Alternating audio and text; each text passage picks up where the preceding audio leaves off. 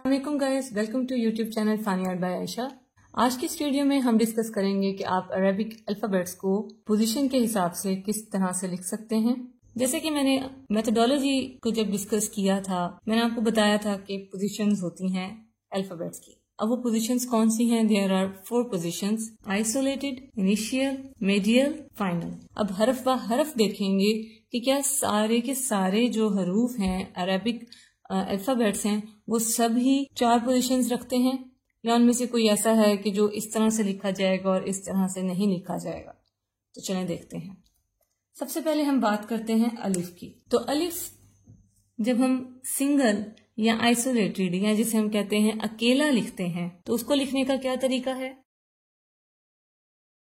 ये मैंने आइसोलेटेड बता दिया आपको। अलिफ ऐसा हर्फ है जिसे हम इनिशियल नहीं लिखते, मीडियल भी नहीं लिखते, और ये इख्तिताम में जरूर लिखा जाता है, जो मैंने आपको एक प्रीवियस वीडियो में भी बताया था जिसमें मैंने आपको अलिफ और बा के बारे में बताया। हर्फ बा जब आइसोलेटेड लिखेंगे, वो बा हो, ता हो, सा हो, तीनों हरूफ के लिए मैं यहाँ पर बा ही यूज कर रही हूँ। जब हम शुरू में लिखते हैं बा को, जब हम बा को दरमियान में लिखते हैं और जब हम बा को इख्तिताम पे लिखते हैं,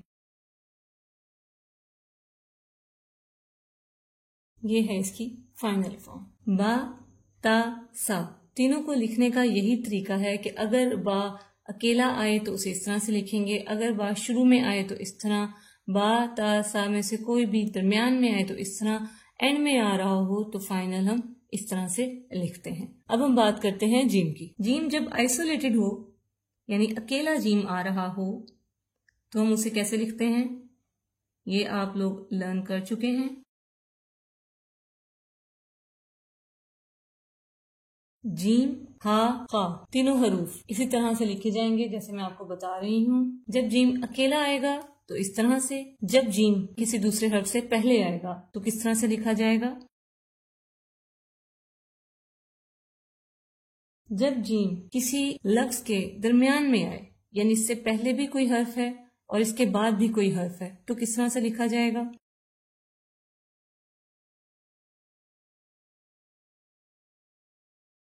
और अगर जीम आखिर में आए यानी फाइनल पोजीशन पे हो तो किस तरह से लिखा जाएगा। मिसाल के तौर पे ये शुरू में कोई हर्फ है तो इसको हम फाइनल पे किस तरह से लिखेंगे। आपके पास 2 चॉइसेस हैं, आप इस तरह से लिखें या इसको जो दूसरी मैंने आपको चीज बताई थी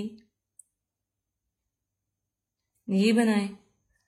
आएगा ये इसी तरह से, इधर वो हर्फ और ये फाइनल लेटर के तौर पे इस तरह से लिखा जाए। फिर हम बात करते हैं दाल जाल की, यानी कि अगर दाल जाल में से कोई भी हरफ आइसोलेटेड लिखा जाएगा तो किस तरह से लिखेंगे।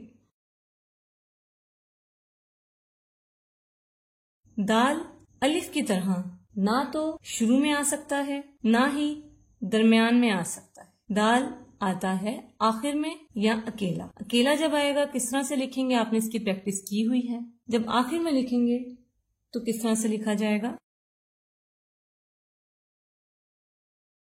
ये है इसकी फाइनल लुक। दाल जाल दोनों हरूफ इसी तरह से लिखे जाएंगे। उसके बाद मैं बात करती हूँ रा की। अलिफ दाल की तरह रा भी या आइसोलेटेड होता है और या फाइनल होता है। इनिशियल और मीडियल में रा जा नहीं आते। इसकी 2 शेप्स मैंने आपको बताई। अब फाइनल में रा को किस तरह से लिखा जाएगा वो देखें। मिसाल के तौर पे जीम और रा 2 हरूफ किस तरह से लिखे जाएंगे एक साथ, जिसमें रा जो है वो फाइनल में आ रहा हो। या आप इसको लिखेंगे ये या ये है रा। रा आइसोलेटेड होता है और फाइनल होता है। हम बात करते हैं सीन की। सीन जब आइसोलेटेड हो तो यूं लिखा जाता है। इसका दायरा थोड़ा बड़ा होता है, मैंने स्पेस की वजह से इसको थोड़ा छोटा किया। सीन जब किसी भी हर्फ के शुरू में आए तो किस तरह से लिखते हैं। मिसाल के तौर पे आपने हर्फ लिखना है सीन और अलिफ एक साथ तो किस तरह लिखेंगे। जिसमें सीन जो है वो इनिशियल है। जब सीन को मीडियल लिखेंगे यानी कि दरमियान में लिखेंगे तो किस तरह से लिखा जाएगा? ये कोई भी हरफ जिससे पहले है और ये दरमियान और यहां बाद में फिर कोई और हरफ हो। फाइनल फॉर्म क्या है इसकी?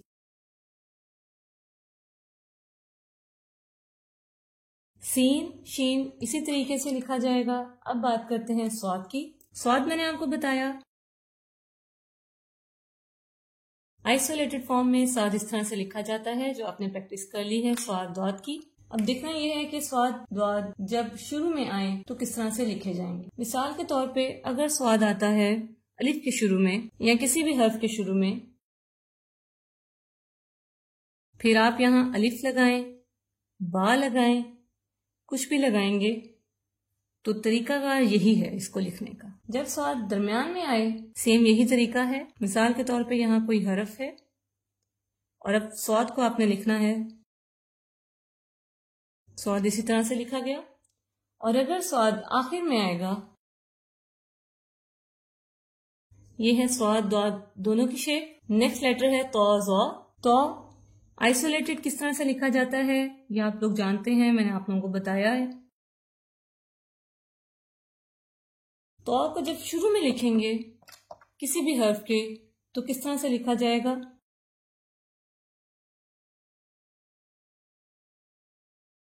यह है तो की इनिशियल फॉर्म। अगर तो दरमियान में आए तो किस तरह से लिखा जाएगा? लिखने का तरीका यही है। मिसाल के तौर पे इसके पहले कोई और हर्फ है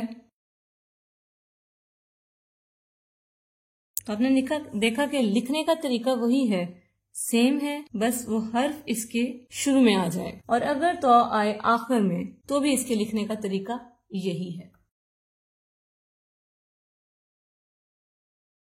इस तरह से लिखा जाएगा तो आखिर में। तो ज़ौ इसी तरीके से। अगली हम बात करते हैं आइन की। आइन आइसोलेटेड किस तरह से लिखा जाएगा वो मैंने आपको बताया। आइन गैन दोनों इसी तरीके से लिखे जाएंगे।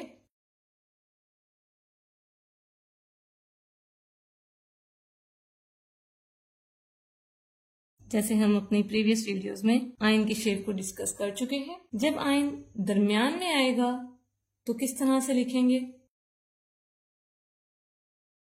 ये है आइन के दरमियान में लिखने का तरीका। और अगर आइन आखिर में आए तो किस तरह लिखेंगे?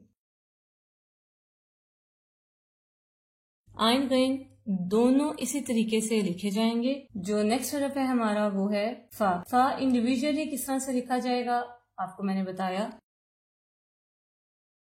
फा और कॉफ मैं इन दोनों को एक साथ लेके चल रही हूं क्योंकि इन दोनों के लिखने का तरीका एक ही तरह से है। जब फा को इनिशियल हम लिखते हैं तो किस तरह से लिखते हैं वो देखें।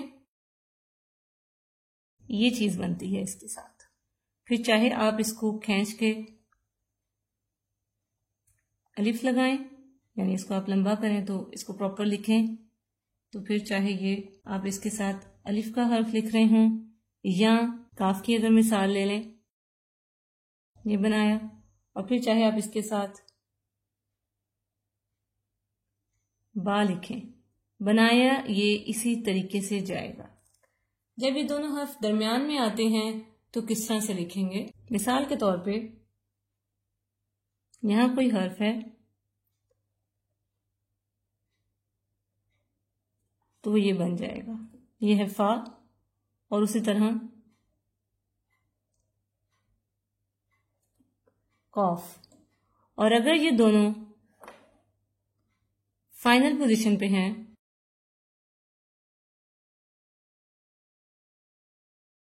ये कॉफ उसी तरह बनाएंगे और पीछे इसके जो भी हर्फ है वो आ जाए। सो ये है फा काफ। अब बात करते हैं हर्फ कॉफ। ये कॉफ काफ को जब इनिशियली लिखा जाएगा तो किस तरह से लिखेंगे।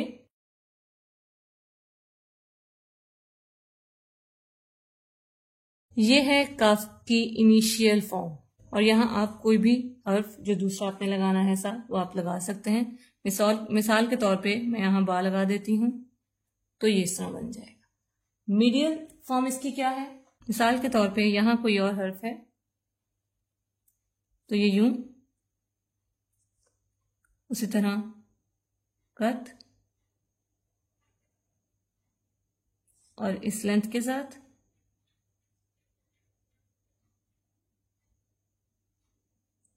और ये इस तरह से। और फाइनल फॉर्म इसकी क्या है? ये फाइनल फॉर्म है कॉफ की। अगला हर्फ है लाम। लाम जब शुरू में लिखा जाएगा तो किस तरह से लिखेंगे?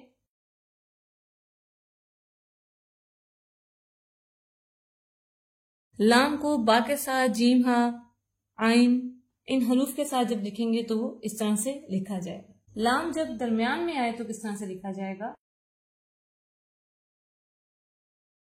यह है लाम की मीडियल फॉर्म, यह है लाम की फाइनल फॉर्म। लाम के बाद हम बात करते हैं मीम की।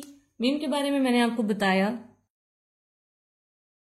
मीम के इब्तदाई सिरे की मैं बात कर रही हूं। जब मीम को इनिशियल लिखेंगे तो किस तरह, और जब मीम को दरमियान में लिखेंगे तो किस तरह, और अगर मीम को आखिर में लिखेंगे तो किस तरह से। नून इंडिविजुअल मैंने आपको बताया आप किस तरह से लिख सकते हैं। नून जब शुरू में लिखेंगे तो इसी तरह से लिखा जाएगा। नून के बाद बात करते हैं वाव की। वाव मैंने आपको बताया इस तरह। वाव भी दाल की तरह सिर्फ आइसोलेटेड है या फाइनल है, और फाइनल में वाव के बाद है हा। हा को जब शुरू में लिखेंगे, हा को जब आप दरमियान में लिखेंगे, और हा को जब आप आखिर में लिखेंगे, ये दोनों तरीके हैं हा को आखिर में लिखने के। अब हम बात करते हैं या की।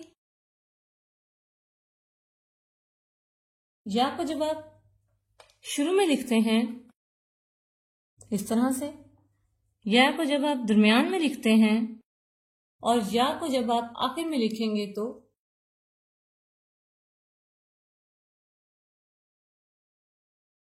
और इस तरह से लिखा जाता है।